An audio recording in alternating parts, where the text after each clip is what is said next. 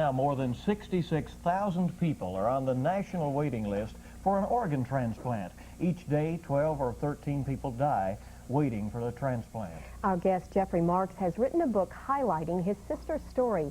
Her life was saved by a liver transplant. It gets dark sometimes. My sister's fight to live and save lives. If the author's name sounds familiar, Jeff won the 1986 Pulitzer Prize for investigative reporting while working for the Lexington Herald-Leader. He's with us today. Jeff, welcome back to Lexington. How you doing? On a beautiful day, too. Doing great. It's a lot of fun to be here. I had a feeling you might mention that old story. That's been a long time ago, though, and it's great to be here thanks to the Herald-Leader and a group called CODA, Kentucky Organ Donor Affiliates. They invited me in here to do this program with the book, and I'm real excited about it. We're glad to have you back here. Thank you. Tell us about Wendy. I love your book. It is very touching. Thank you. And as it starts, she's a very healthy girl right out of college and has so much ahead of her.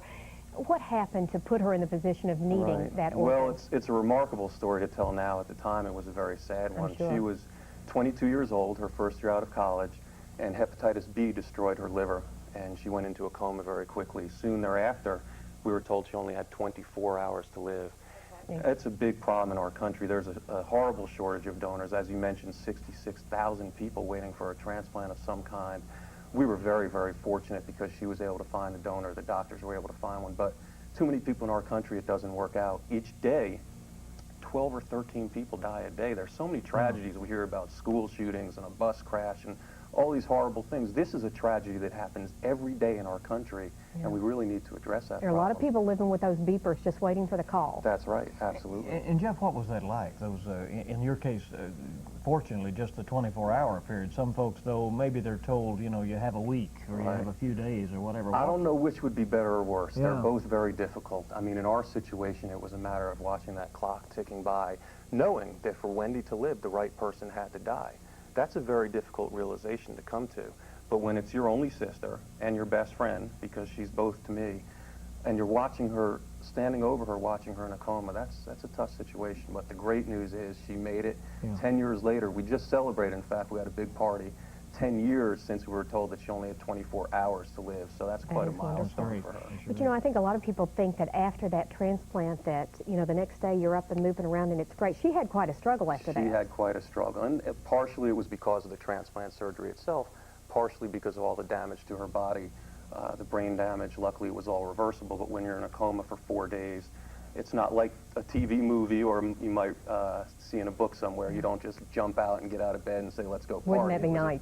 Very gradual and a very long struggle, but a successful one for her. Well, what is Wendy doing now? Wendy works for an online company in San Francisco.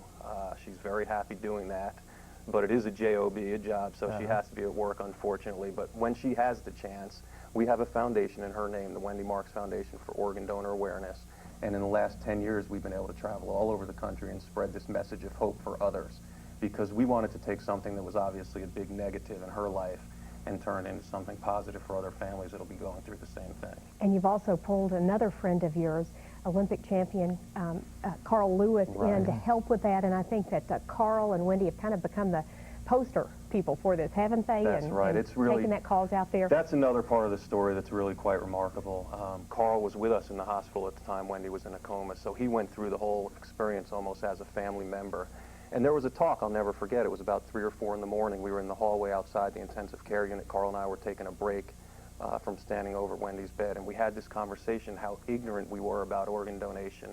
And we made a commitment right then to ourselves, to our families, that this was something we were going to work on. We even used the words, with or without Wendy. Those were hard words to think about at the time, but fortunately, again, she had the transplant, and now she is living, breathing, smiling proof that organ donation works, and she's the focal point of everything we do now. That's great. I take it that you believe that families ought to take time to sit down and talk about organ donation. Huh? Absolutely. It's have the discussion now at a comfortable time rather than later at a time of crisis in a hospital. You know, we do so much planning in our society for the birth of a child. We read parenting books, we go to birthing classes, we spend an inordinate amount of time worrying about what color to paint the baby's room. But we do so little planning for the other end of life, and I think if we take that time, if we have those family discussions, eventually organ donation will at least get equal billing with what color to paint the baby's room.